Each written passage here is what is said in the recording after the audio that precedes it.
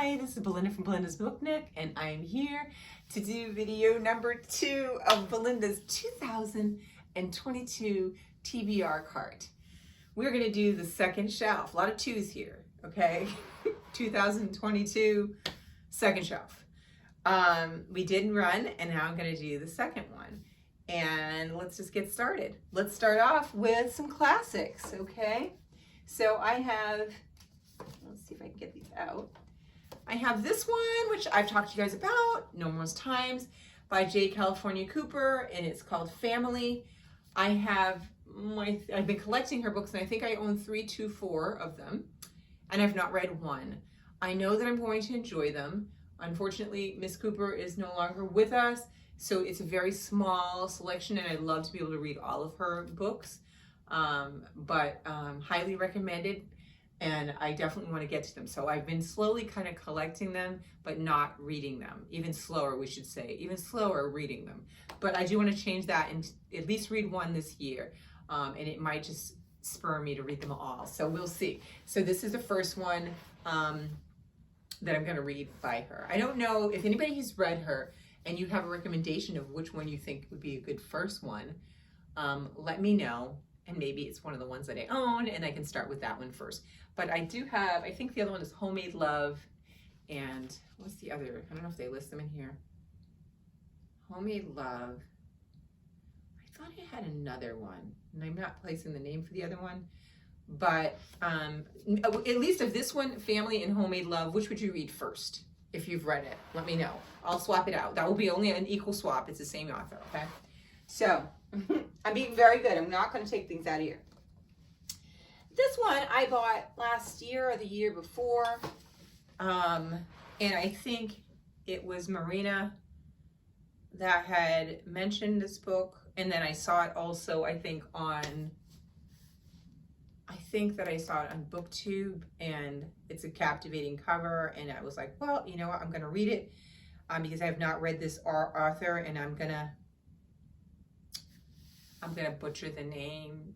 I'm just telling you right now. The name of the book is Adora, a novel by Ijaba Sekogo. I'm not sure if that's how you say it. I know. So I definitely want to read it. It says here that this author is an Italian novelist and journalist. She was born in Rome in 1974 to Somalian parents who took refuge in Italy following a coup d'etat in their native country, where her father served as foreign minister. This one, I think there was another, I don't know if there's another book that she's written, but it's a short one. I really would love to read. I like to read some more African literature. And I'm pretty sure that Marina was the one that told me that said that this is good. And so I immediately put it in my list to pick it up. So I'm going to get on it this year. So there's that one. And I'm sorry, and I'm apologizing for the names. This year I need to figure out a way, maybe if I can go on and find some way to get the phonetic pronunciation of authors' names, because I really feel it's really frustrating, I'm sure, to them when they hear people go, you know, like right when I was talking just then, if this author was looking, they probably like, oh, like, you know, hands scratching the chalkboard sound, right? So I don't know. I'm sorry. I really am. I am sorry. All right. Now the books are so tight down here because I squeezed as much as I could on the shelf. The next one is an author I've read one book by, and it's called An American Marriage, and this is another one of her books, and this was in the Barnes & Noble sale, so I was happy to pick it up, and I really like the cover, despite the little ding on the top here, but for getting it for 50% off, I could live with it because it is really still pretty. The original cover that I saw is a beautiful one of a black woman, a young girl standing. It's like half of her body in the cover. That one is really nice too. This one, you can't really see it, but it has kind of a shimmery effect to it. It's really pretty. So this is another one of her novels, and I really liked The American Marriage, and I'm curious to see if I will like this one. Now, what I'll say about The American Marriage, which, if I remember correctly, I didn't love it as much as everybody else did, and I found things that I picked at on the book, but I still appreciated the story. And so I'm curious to see what this one, and I think this one came before that. So let's see. You know, you have to give authors chances too. So that's another one I want to read. And then I'm gonna just leave that out because it's hard to get anything out if I take the books. All right, let's do that. Okay, this one I've showed you guys last year. I wanted to read it, didn't get to it. Brown Girl and Brown Stones by Paul Marshall. This was recommended by Cicely Tyson in her book, and I'm gonna read it. She said that this was one that she read and enjoyed, and I wanted to read it because it spoke to the experiences of that time period. So I definitely want to read this one, and it will qualify as one of my classics. I do know that somebody had mentioned, one of you guys had told me you read it and really enjoyed it, and I really wish I had it, but I'm going to get to it this year. The next one is The Souls of Black Folk by W.B. Du Bois, or Du Bois, however people say it. And this one I just have never read, and I know that it is a classic. I am trying to kind of work my way slowly through the classics, so I have to kind of mix them in with everything else that I'm reading. But this is one I'd like to get to. What I'm not excited and anxious is that it is teeny writing, and so I'm hoping it's captivating enough that I will just see past that and plow through it. So there's that one. The next one I showed you guys, and ooh, I don't want the cover to get damaged in here. I might have to put it on the top shelf, but I don't want to do that because it's not on the top shelf. Well, I don't know if it matters, right? The next one is Queen Island by Vanessa Riley, came out last year, and this is kind of a fictional account, historical fiction account of, where is she from? This woman born on the Caribbean island of Montserrat, and she was free, and she became very wealthy, and you know, you don't really hear any of these types of stories about blacks that were free or became free and became financially successful. Although there were people, it just isn't stories that are gotten told. So it's really nice to see even a historical fiction account of different people. So I'm really, this one is intriguing. And then we all love the cover, which I think I might put this up top now just because I'm looking at the cover, and I don't know if the shelf is, I don't know. I just don't want it to get messed up. So there's that. Okay.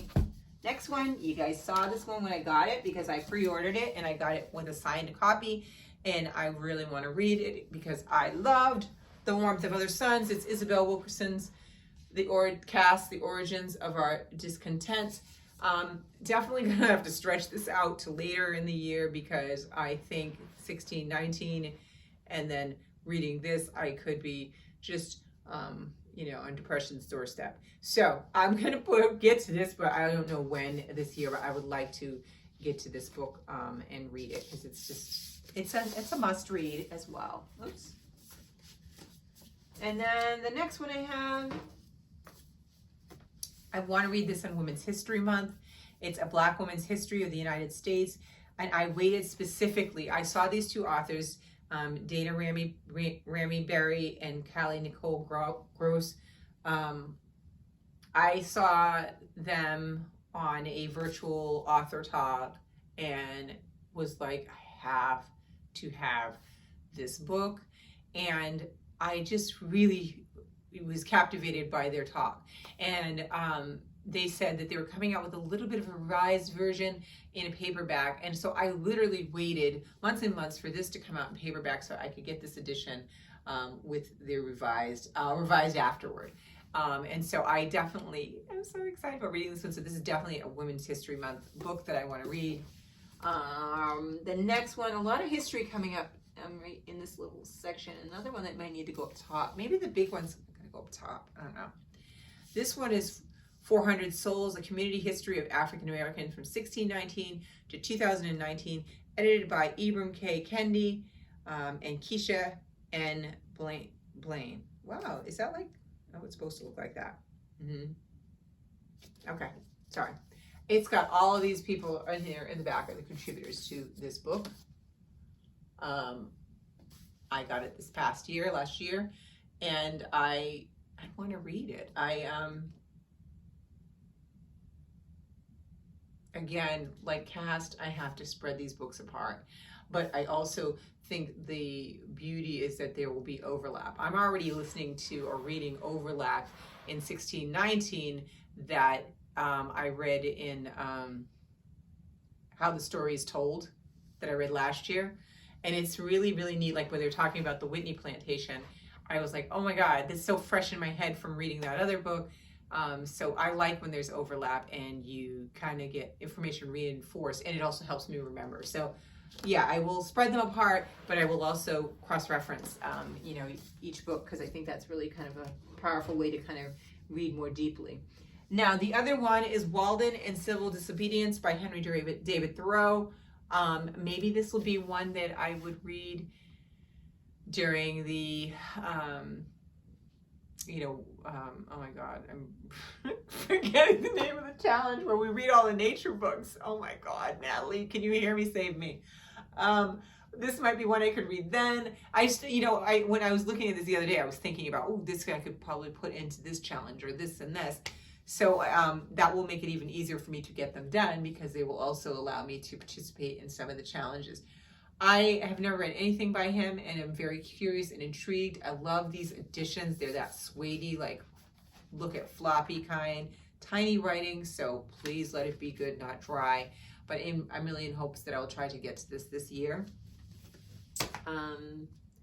This next one, again, I have a lot of history and stuff on the bottom shelf. I didn't realize that.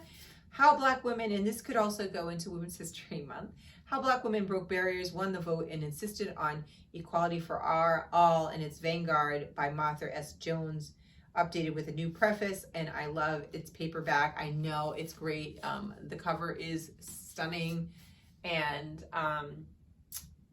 again, it was another one I wanted to wait for paperback. Paperbacks are heavy and they're bulky. Paperbacks. Hardcovers are bulky and heavy, and the paperbacks are just so much easier for me to kind of, just get in there and get to what I want to. I don't know. I like the floppiness. And I love this cover. It's beautiful. So I do want to get to that one. This next one, another one, fabulous one, with regards to the climate. I want to read more books and educate myself more on the climate and ways we can be a positive resource, but also, to understand things. So this one is A Bigger Picture by Vanessa Nakate. I'll say it's like that. My Fight to Bring a New African Voice to the Climate Crisis. This one sounds just so good. And it also speaks to the fact that you don't always get to see people of color in the forefront on many of these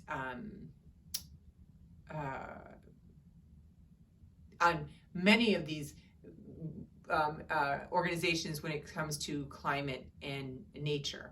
And it's a misconception, because there are a lot of people. It's just they're not presented. They're not represented in publication. And so this one really spoke to me, because you really want to see yourself in a movement. And I can see myself in a movement if I see somebody that looks like me. And I think that it also speaks to another element of what is at stake for that person. So I'm very excited to read this. There's another book that I want to read that it's not on this list, but just reminds me, but it talked about how Black people aren't seen in public park spaces, not that you don't see them, but you're not, if you're reading a magazine about national parks, you rarely see them photographed of Black people in them. And there may be a smaller number, but there are people that are doing it. I think that those misconceptions also lead, those misrepresentations lead to a lot of misconceptions. So I'm very excited to read this and to see what her perspective of it is, and motivated, and I think it'll be a good read. The next one, I hope I made sense to you guys. The next one is Rebecca Roanhorse. I told you I want to read a book by her.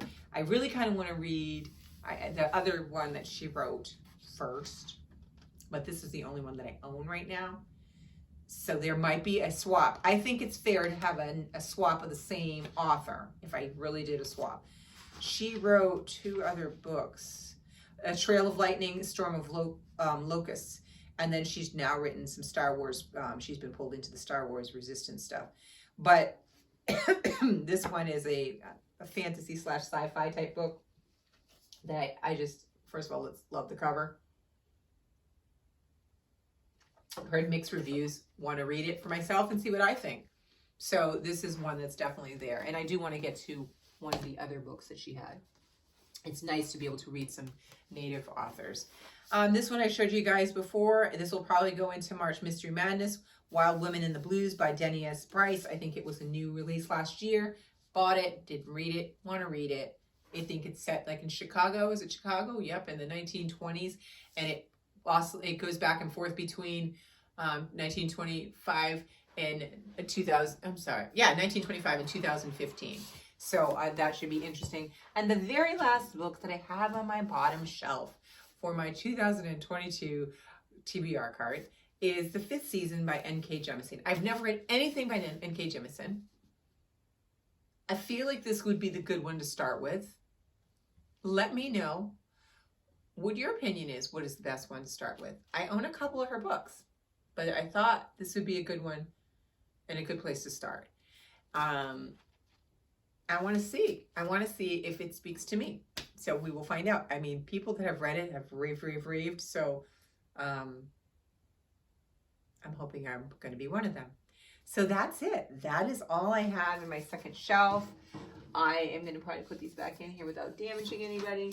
But yeah, I'm looking forward to, reading the stuff that I have here, and hopefully I can get to, if I get to half of them, it'll be an achievement for me.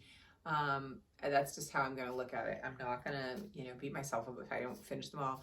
I'll just have more that I could read next year. So, but this is the good mix, I think. It's got some history and mystery and nonfiction, and biographies and classics and memoirs. It's got a lot, so I think it'll keep me interested, and I hope that you're interested to see when I get a chance to talk about them. Let me know how you guys are doing, and thanks for watching my second video. Bye!